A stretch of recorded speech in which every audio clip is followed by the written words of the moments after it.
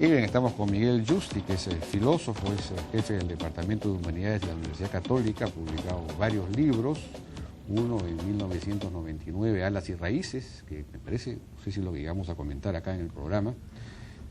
Hay otro que ha publicado hace no mucho tiempo, que se llama El soñado bien, el mal presente, y me dice que va a sacar prontamente un libro sobre la tolerancia, que es precisamente algo que se necesitaría en este tema de la relación entre la católica y, en fin, la Santa Sede o el arzobispado. Miguel, buenas noches, ¿qué tal? Buenas noches, Jaime. Bueno, escribiste un artículo el otro día, publicado en La República, muy fuerte, diría yo, y que termina diciendo: es preciso que la comunidad universitaria ejerza con firmeza su derecho a la defensa. Es el propio arzobispo que nos está llevando al convencimiento de que conviene poner fin de una vez por todas a la vinculación institucional con la Iglesia, para así poder proteger a nuestra universidad de las sorpresivas amenazas de la arbitrariedad, el fanatismo y la farsa. En buena cuenta estás proponiendo un rompimiento con la Iglesia y una independización completa, digamos, de la universidad. ¿Este es el temperamento que hay en general? ¿La Asamblea se va a pronunciar, crees, en ese sentido? Bueno, yo precisaría un poquito, ¿no?, esa conclusión, porque es una conclusión de un razonamiento que es el propio arzobispo de Lima el que está llevando la situación a un extremo tal que creo yo que nos hace pensar en que convendría a lo mejor terminar con esa vinculación institucional, ¿no? Hasta cierto punto el arzobispo ha conseguido un milagro en la universidad, porque existe en ese momento una cohesión muy fuerte de profesores, estudiantes y trabajadores de la universidad, de respaldo a la línea de Marcial Rubio, del rector, ¿no? Es decir, hay un consenso muy grande en la universidad de proteger a la universidad, porque yo creo que lo que está pasando con la Universidad Católica es algo, pues, digamos, muy injusto, ¿no? Una universidad que durante tantos años ha mantenido una institución seria, dedicada a la investigación, la docencia en el Perú, y que de pronto se ha visto, digamos, amenazada por una tendencia dentro de la Iglesia, que es una tendencia muy conservadora. Es algo que también yo explico en ese artículo, extemporánea, ¿no es cierto? Una visión muy conservadora y que pareciera estar interesada solamente en controlar, digamos, por obediencia o por asuntos morales a la universidad, sin tener en cuenta el prestigio que ha tenido y el trabajo que realiza en el país, ¿no? E incluso, diría yo, durante décadas de una relación muy fluida también con la Santa Sede o con la jerarquía de la Iglesia. O sea, el conflicto se ha iniciado solamente con el nombramiento del arzobispo Cipriani, ¿cierto? Entonces, por eso diría yo, la situación ha evolucionado de tal manera, ¿no?, que en este momento pareciera, es mi opinión, que lo más saludable para la universidad sería, sin hacer aspavientos, ¿no es cierto?, terminar este conflicto que cada cierto tiempo nos coloca en situación de amenaza, ¿no? Claro, el problema es que terminarlo de una manera no dialogada puede llevar a la pérdida no solamente del título de pontificia, también del título de católica, y a pérdida de los bienes, porque ya la Universidad Católica ha perdido todos los procesos judiciales y en el Tribunal Constitucional, y entonces tendría las de perder digamos, en un desafío de ese tipo, ¿no?, tan fuerte. Me pregunto si no sería lo lógico buscar formas de entenderse, de dialogar, a fin de preservar eso que tú señalas. Decíamos, la Universidad Católica, una de las cosas que efectivamente ha conquistado es una alta calidad académica, una autonomía en las cátedras, digamos, lo que llaman un pluralismo. Efectivamente hay un cierto pluralismo, aunque, bueno, eso lo discuten algunos, pero en fin. Entonces hay un activo muy importante, institucional y académico, que hay que preservar. Sí. que ustedes perciben que está siendo amenazado. ¿Por qué está siendo amenazado? Porque finalmente aquí no es más que el arzobispado, es la Santa Sede. Digamos, aquí lo que hay es una exigencia de adecuación del estatuto si es que la universidad quiere seguir siendo católica. Que según Natalia Primo es una cosa que viene, el propio Vargas Alzamora lo menciona, lo señala en la asamblea que hubo, le recuerda a la universidad que tiene que adecuar su estatuto. Es un débito, una falta en la que están... vamos por pasos. En primer lugar, yo no estoy de acuerdo en lo que dices de que la universidad ha perdido todos los juicios. Eso no es cierto. Hay dos lenguajes aquí. Uno es el lenguaje mediático, en donde las cosas parecen ser de una manera. Otro es el lenguaje, digamos, de los procesos judiciales, en donde lo único que ha perdido la Universidad Católica es un amparo, ¿no es cierto? O sea, no ha perdido un juicio, porque el juicio está todavía en proceso, ¿no? Digamos, el asunto judicial es uno y el asunto de la vinculación con la Santa Sede es otro. Pero en ninguno de los dos casos creo yo que tengamos una posición débil, ¿no es cierto? Creo, por el contrario, que la posición jurídica de la universidad es una posición muy fuerte, ¿no? Y ya se verá con el tiempo. Pero tú mencionas el diálogo. Yo diría, y has mencionado además a Vargas Alzamora, durante los últimos 40 años, que según el cardenal Cipriani son un tiempo en el que la Universidad Católica ha estado, digamos, en rebeldía, ¿no?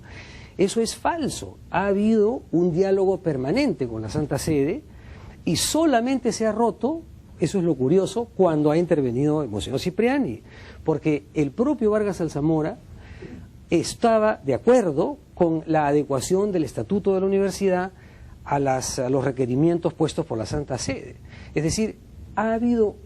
Claro, pero no se adecuó, pues no. ¿Cómo que no se adecuó? Claro que se adecuó. Fíjate que nuestro estatuto, el de la Universidad Católica, es un estatuto que no solamente ha tratado de adecuarse a los requerimientos de la Santa Sede, sino que además, incluso al Excor de Eclesia, durante el rectorado de Salomón Lerner, el estatuto se modificó para adecuarlo precisamente a esta última encíclica, y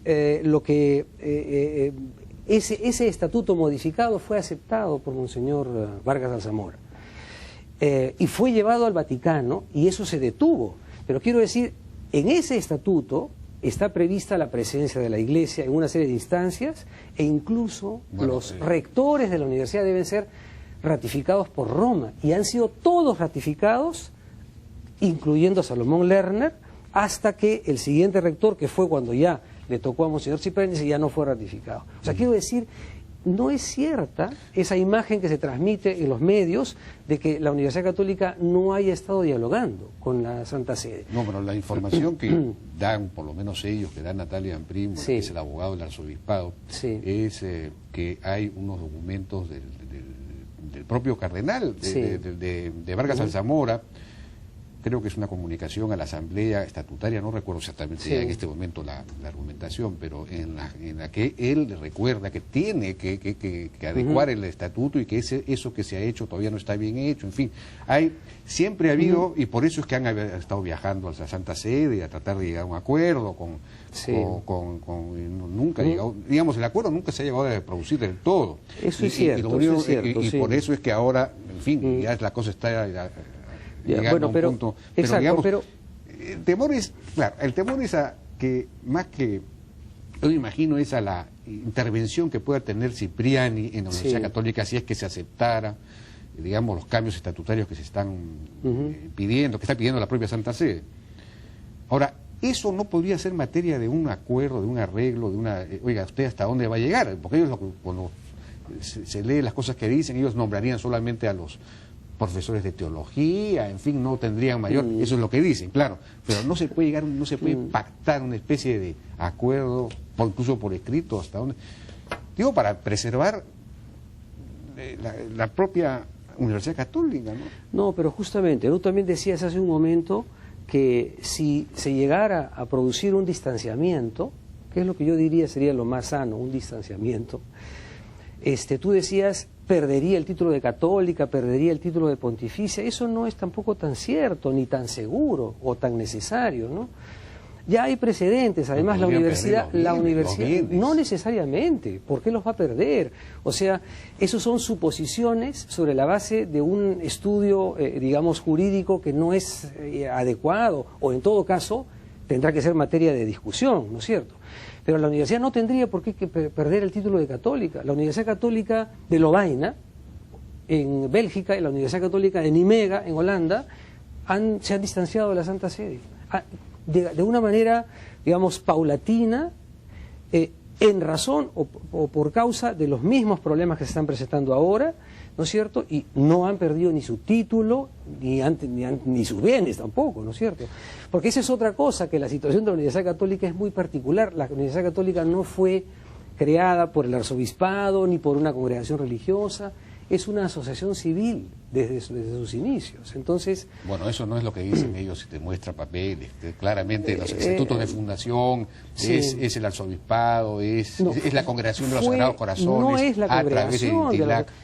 Bueno, en fin, ellos te muestran, ellos te traen los documentos, ¿no? Por eso creo yo también que evidentemente el problema principal que tiene nuestra universidad ahora es resolver asuntos judiciales ante tribunales. Eso es el problema. Claro, tampoco es la situación ideal para una universidad católica, ¿no? Pero de repente lo que hay es algo que, bueno, efectivamente se ha venido gestando ya hace varias décadas, una verdadera, digamos, la Universidad Católica, los miembros de la Universidad Católica no se sienten en el fondo pues dependientes ni pertenecientes a la Iglesia, sino han conquistado efectivamente una autonomía digamos, endógena, por usar una palabra horrible, digamos, una autonomía propia, digamos, funcionan de manera autónoma en la práctica y siempre han funcionado en las últimas décadas, y con una riqueza además institucional y académica muy seria. Entonces, de repente, ya no conservan tampoco la esencia católica. Quizás lo lógico sería una separación, o se puede decir que sí conservan la esencia católica. Yo diría que sí, aprovecharía para decir esa historia, esa leyenda que se ha construido de que es una universidad de caviares, ¿no es cierto? Me parece una falsedad. La Universidad Católica, tú mismo has estado en esa universidad, es una universidad que mantiene y ha mantenido durante mucho tiempo y hasta ahora, ¿no? Digamos, un espíritu eclesial o católico muy fuerte. No es a lo mejor mayoritario, pero sí es digamos, el sentir de una gran parte de la comunidad universitaria. Y los que no son creyentes en un sentido estricto, todo el mundo hace un juramento en la Universidad Católica de que va a respetar los principios y los valores que rigen a la universidad. Entonces, claro, pero todo esto ha sido hecho en un espíritu pues universitario, ¿no es cierto? Es una universidad. Entonces, claro, no es pues una escuela confesional, sino es un lugar en el que se produce ciencia, investigación y docencia en un sentido pluralista y amplio, ¿no? Por eso es yo me acuerdo que en mi época, en Ciencias Sociales, que era la facultad más izquierdista, digamos, o así, o marxista incluso, sin embargo había Sociología, que era claramente marxista, y Antropología, que era donde yo estudié, que no era ideologizada, se estudiaba básicamente la antropología de origen inglés y norteamericano, que era mucho, digamos, que tenía una connotación mucho más empirista, o sea que no era ideológica, ¿no? Y había un claro contraste, y habían discusiones ideológicas entre las dos facultades. Entonces ahí tú podías decir que había un pluralismo. Ahora, ¿cómo se manifiesta, por ejemplo, ese...? Pero yo diría, esa época, ¿no es cierto?, esa época en que la sociología o las ciencias sociales tenían una influencia marxista en la universidad, ha sido una época muy particular, que nunca más ha existido, porque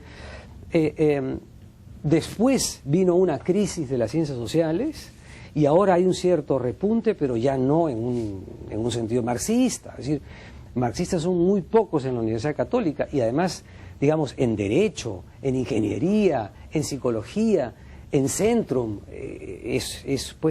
ahí no se puede decir que haya un pensamiento ni siquiera de izquierda, ¿no? Entonces yo creo que lo que hay es un sentido muy claro del respeto a la autonomía y a la seriedad del trabajo universitario, ¿no? Bueno, ya no tenemos más tiempo para seguir conversando, pero es un tema importante. Habría que ver, porque habría que buscar quizá, a mí, según Amprimo, hubo un momento después de que salió el fallo del TC, en el que se buscó a una persona, se buscó específicamente a Humberto Medrano para que intercediera entre las dos partes, y bueno, se pidió, digamos, que la propuesta era que la persona que fuera designada en la junta esta administrativa, que no se quiere que funcione, fuera de común acuerdo, que fuera, digamos, aceptable para las dos partes, cosa que fue aceptada por Marcial Rubio, pero luego aparentemente la Católica pidió una auditoría para determinar qué bienes son los que pertenecen a la herencia de Rivadavia y cuáles no. El arzobispado aceptó, pero luego hubo una especie de, no sí la auditoría, pero no se incluye dentro de la auditoría nada que tenga que ver con San Miguel, entonces ya eso no era aceptable tampoco. Entonces, ¿por qué no sé, ir avanzando en ese tipo de posibilidades, ¿no? Porque salvo que se quiera romper definitivamente y dar la batalla total, ¿no? Eso.